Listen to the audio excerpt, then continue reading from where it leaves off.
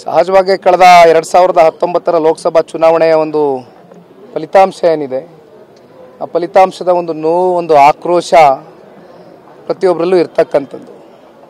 ಹಾಗಾಗಿ ಒಬ್ಬ ಯುವಕನ ಮೇಲೆ ಅತ್ಯಂತ ಪ್ರೀತಿಯನ್ನು ಇಟ್ಟಿದ್ದಾರೆ ಜಿಲ್ಲೆಯ ಜನತೆ.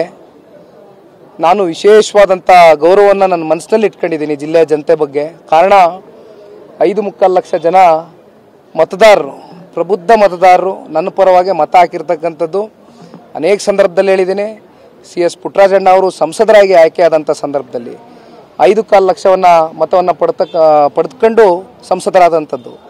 ನಾನು 50,000 ಹೆಚ್ಚಿಗೆ ಮತವನ್ನು ಪಡೆದರೂ ಕೂಡ ಫಲಿತಾಂಶ ಅವತ್ತು ಬೇರೆ ಬೇರೆ ರೀತಿ ರಾಜಕಾರಣದ ಕೆಲವೊಂದಷ್ಟು ಸನ್ನಿವೇಶಗಳಿಗೆ ನಾನು ಬಲಿಯಾದೆ, ಕುತಂತ್ರಕ್ಕೆ ನಾನು ಬಲಿಯಾದೆ.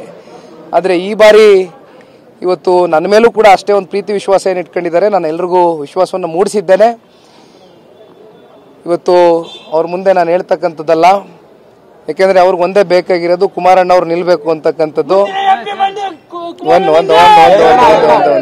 ಒಂದೇ ನಿಮಿಷ ಅಣ್ಣ, ಇದು ನಾವು ಅಷ್ಟು ಸುಲಭವಾಗಿ ಗೊಂದಲ ಮಾಡ್ಕೊಳ್ತಕ್ಕಂಥದ್ದಕ್ಕಾಗೋದಿಲ್ಲಮ್ಮ. ಯಾಕೆಂದರೆ ಅಲ್ಲಿ ರಾಮನಗರ ಜಿಲ್ಲೆ ನಮ್ಮ ಚನ್ನಪಟ್ಟಣದವ್ರಿಗೂ ಉತ್ತರ ಕೊಡಬೇಕಾಗ್ತದೆ, ಇಲ್ಲಿ ಮಂಡ್ಯ ಜಿಲ್ಲೆ ಜನತೆಗೂ ನಾವು ಉತ್ತರ ಕೊಡಬೇಕಾಗ್ತದೆ. ಹಾಗಾಗಿ 1 ದಿನಗಳ ಕಾಲ ಸಮಯ ಕೇಳಿದ್ದಾರೆ ತಂದೆಯವರು. ಎಲ್ಲ ನಮ್ಮ ಪಕ್ಷದ ಮುಖಂಡರು, ಚನ್ನಪಟ್ಟಣದ ಮುಖಂಡರು ನಾಳೆ ಬರ್ತಾ ಇದ್ದಾರೆ. ಅವ್ರ ಜೊತೆ ಕೂತು ಚರ್ಚೆ ಮಾಡಿ ಯಾರಿಗೂ ನಿರಾಸೆ ಉಂಟು ಮಾಡದೇ ಇರತಕ್ಕಂಥ ಒಂದು ಹಿನ್ನೆಲೆಯಲ್ಲಿ ನಾವು ಒಂದು ತೀರ್ಮಾನ ಕೈಗೊಳ್ಳುತ್ತೇವೆ, ಪಕ್ಷ ಕೈಗೊಳ್ಳುತ್ತೆ. Thank you.